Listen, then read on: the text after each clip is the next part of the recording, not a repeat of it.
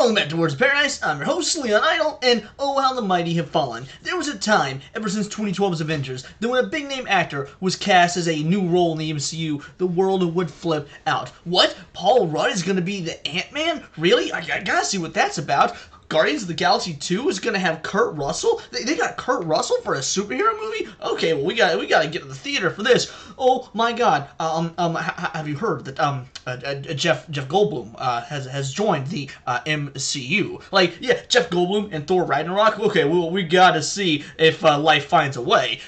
And now, the story is a little bit different. Actors are openly talking about how they do not want to be a part of the MCU and will not be a part of the MCU, and this has been going on for about a year now, but with some more interesting developments as of late, so let's check out a couple of articles. After delivering a $667 million smash hit Kingsman movies, Taron Egerton detests becoming a Marvel star, and that's not what I want anymore. Now, full disclosure, this is a bit of clickbait. I mean, he never actually says that's not what I want anymore, and the idea that he detests it, probably not correct, but he does say some interesting stuff, so let's go through here. Actor Taron Egerton has been riding high with the success of the Kingsman films. His projects like Kingsman: The Secret Service, Kingsman: The Golden Circle, along with Sing and Rocketman, made almost $667 million at the box office. And Rocketman is such a good movie, completely unrelated. If you're one of those lame brains that only watches superhero stuff, put it down and watch Rocketman. An incredible drug-fueled biopic, even though it's heavily embellished, about Elton John.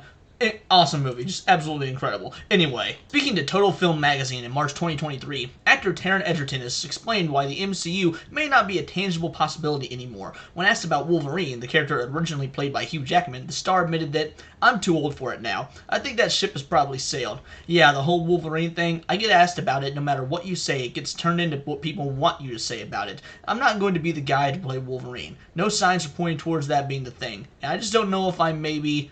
Then, according to the quote, trails off, but there's a bit more. Despite stepping down from the responsibility of playing Wolverine, Taron Egerton has always been vocal about his love for the Marvel Universe, the storylines, and their characters. And maybe that's true. I also wonder if you're a big name in Hollywood, you don't want to, step on the wrong toes by talking bad about, Disney and the highest grossing franchise of all time, so there may be that aspect to it, but while he states that he has loved watching all the films in the franchise, he also expressed that timing wasn't right for him now to venture into the MCU, but he added that he will never say never. And that's the last quote, so I truly don't understand the title of this article. That's not what I want anymore. It is never once quoted, and he doesn't detest it, but he does say that, at least as of right now, it is off the table. But let's get to a bit more of a... This was only a day ago, this was reported, but let's get to a bit more recent and memorable example. Nicolas Cage on Marvel. I don't need to be in the MCU. I'm Nick Cage. Yes, you are, buddy, and please don't ever change. Oh, no, not the beast! Not the beast! Ah! While accepting an award at the Miami Film Festival, actor Nicolas Cage stated that he doesn't need to be in the MCU because I'm Nick Cage. He does go on to say, "I understand what the frustration is, I get it, but I think there's plenty of room for everybody." He said, "I'm seeing movies like Tar. I'm seeing all kinds of artistic and independently driven movies. I think there's plenty of room for everybody." And here is what I love to see. I like seeing big name actors like this saying, you know what? Done with the cape stuff. We've seen it. It's all been done. Let's get back to some more grounded. It doesn't necessarily need to be, independent art house movies, but I think we're done with the cape big blockbuster spectacle. I mean, even Avatar at this point, Avatar: The Way of Water, that is effectively a superhero film. It's a big budget special effects film, but at least it wasn't more of the same, so it felt like a return to old cinema. I will say I can appreciate what Nick Cage says here. I've got to be nice about Marvel movies because I named myself after the Stan Lee character Luke Cage, which is true. Also, great underrated character. It's awesome that it's something he's said in the past, that he has taken his name from Luke Cage. This isn't like new. He's not just trying to grift on how popular superhero stuff is. He has said that for quite a while, and it's cool that he's been such a comic book fan and an Avengers fan that he pulled his stage name from a deep cut character, or at least who used to be a deep cut character. Maybe not necessarily anymore, but let's be honest. Before Netflix and the MCU blew up, only legit true nerds actually gave a damn about Luke Cage, Power Man,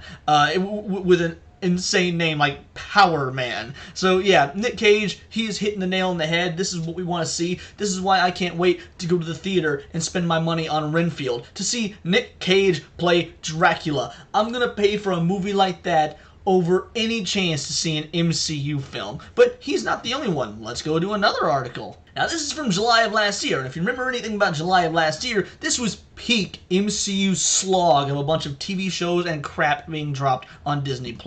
Why Simon Pegg doesn't want to add the MCU to his franchise repertoire. Simon Pegg is known for starring in Star Trek, Mission Impossible, and Ice Age, but he's not looking to add another franchise to that list anytime soon. I kind of want to do more grown-up stuff in the future, the 52-year-old Pegg told Newsweek. Well, first of all, Simon, we should start by having you actually grow up, because we can tell that you are a petulant man-child by your Twitter feed and your ideologies alone. But at the end of the day, if you were to grow up and put on your big boy pants and understand how life actually works, I might be able to see you as, a capable adult actor as well.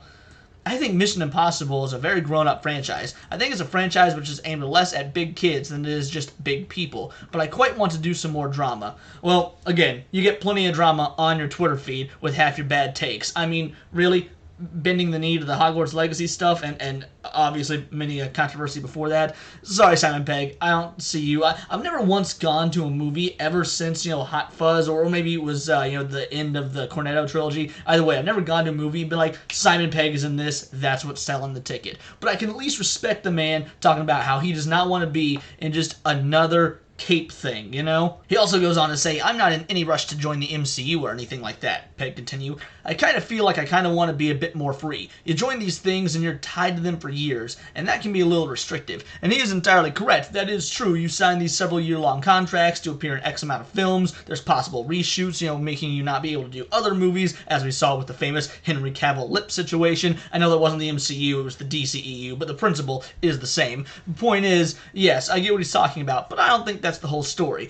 We have seen the MCU going downhill ever since the post-Avengers Endgame world has struck. And I think the actors were starting to see the writing on the wall when they saw everyone online absolutely trashing modern MCU, Phase 4 and onward.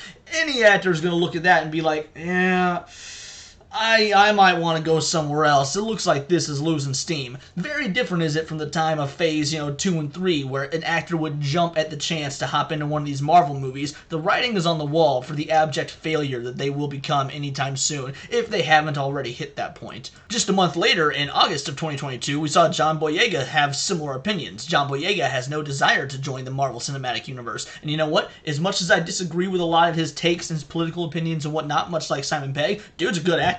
I think that John Boyega is a fantastic actor. Been a fan of this man ever since Attack the Block. And here's what he had to say. That's not in the vision for me now, he answered when asked about joining the MCU. I want to do nuanced things. Oh yes, because The Woman King was so nuanced. Revisionist history was so nuanced. But I do get what he's saying. He doesn't want to be part of more corporate machine, just assembly line superhero films. And again, I respect that just like I respect Simon Pegg saying it.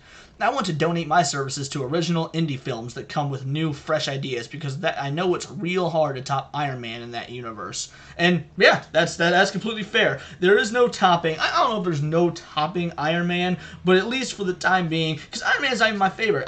Robert Downey Jr. did a great job, but I do think that those movies, they're good movies. They're good introductories to the MCU, and I think they will stand the test of time, especially when compared to the most recent Marvel stuff. I don't know if Iron Man's going down in the annals of history like The Dark Knight or Spider-Man 2, but it's definitely groundbreaking in its own right, and so yeah, I think that's a fair comparison. Elsewhere in the feature, Boyega's agent, Femi Ungus, shared with the actors how the actor selects his roles, making sure to avoid playing certain characters such as enslaved people, cliche sports roles, and drug dealers. And you know what? That's fine. That's absolutely his prerogative. I think that, as an actor, maybe you should be open to doing that sort of stuff because it is, just acting. But if you don't want to be viewed a certain way or whatnot, then hey, I can appreciate that. That's his choice. It might limit his roles, but, that's what freedom's all about, baby. For John, it was never about trying to fit into the box. He wants to be the outline of the box, Ungus explained. For John, it's all about accountability, if he doesn't want to be defined by any stereotypical roles. And, I can appreciate that. I do think that's a good mentality to have. I don't think, once again, his Twitter presence really embodies that mentality with some of the stuff he said, like in response to Idris Elba. But, hey, it is what it is. Again, I appreciate just coming out being against Marvel, because if we can find some common ground, some things we agree on, then we can move forward. And one thing I can agree on with all these actors, even if they hold what I consider to be dumb ideologies and opinions, is that they're hitting the nail on the head with not wanting to be part of the MCU. But Beyond that, we're even seeing, Dave Bautista leaving the MCU.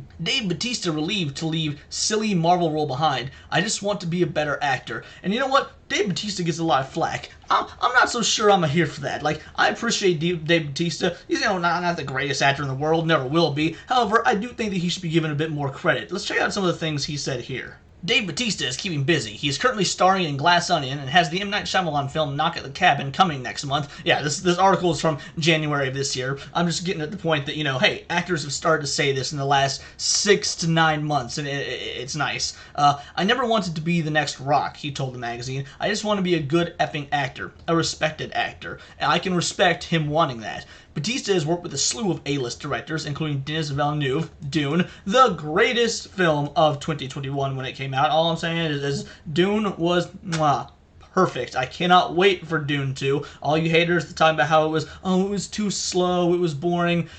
Trust me, that's the mindset of someone that's been watching a bit too much MCU stuff. Rian Johnson, I don't know if I'd call him an A-list director, but alright. Sam Mendes, Spectre, and James Gunn, once again, up for debate. I think James Gunn's fine. I don't know if he really should be, compared with Denis Villeneuve and whatnot, but, fair enough. I'm afraid of things, Bautista said. I'm nervous about things, but I can force myself to do things that make me uncomfortable because I know I'm not going to get anywhere if I don't. I wish more people would take this outlook. But Dave Bautista is 100% right. You got to do things in your life to take you out of your comfort zone. And right now, not only are these actors' comfort zones, these green screen CGI messes of movies, but it's also the current American and possibly even worldwide moviegoers' safe zone. These just awful, awful superhero films written with plot holes easy to write off that are not real cinema, that just have lost all sense of what they used to be in effort to throw in as much bogus ideology they can and a bunch of dumb jokes because no one can take universe-ending events seriously. So I love what Dave Bautista says here. I may cringe after the fact, but I'm not going to let that fear hold me back. In fact, Bautista says he felt relief that he will no longer be playing Drax the Destroyer in Marvel's Guardians franchise following the series' upcoming installment, both because of the physical demands of the role and because he wants to work on more serious films. I'm so grateful for Drax. I love him, he said, but there's a relief that's over. It wasn't all pleasant. It was hard playing that role. The makeup process was beating me down, and I just don't know if I want Drax to be my legacy. It's a silly performance, and I want to do more dramatic stuff.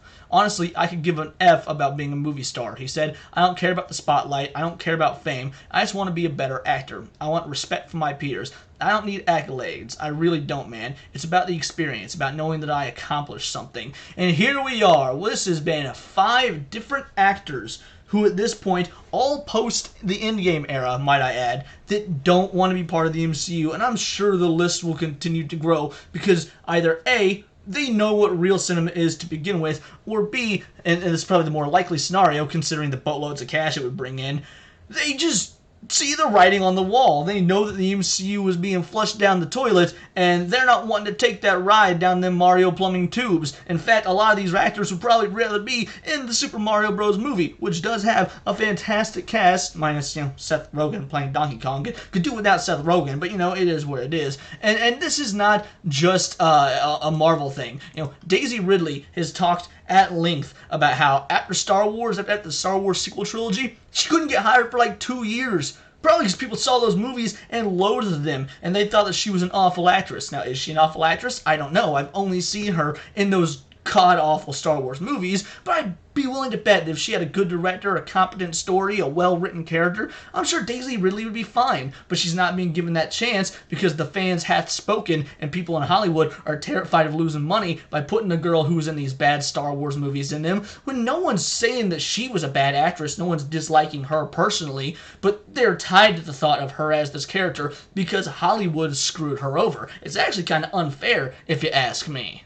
But that's just my opinion on the matter. I am happy to see actors speaking out against the MCU, something that, again, 4 years ago would have been absolutely unheard of. So this is great to see, and I want to know your opinions on it. So please let me know in the comments below, or you can let me know on Twitter, where you can find me at BoltTheWord. And please do subscribe to the channel. I do nerdy news every day, so it would really help. I did just cross the 500 subscriber mark, which, again, I can't say thank you enough. I appreciate it so much, and here's to growing that further. Thank you to everyone who's helped get that far thus far. And please subscribe, like, share, comment, the whole 9, because it's all here in the Nerdosphere, and it's been Words of Paradise.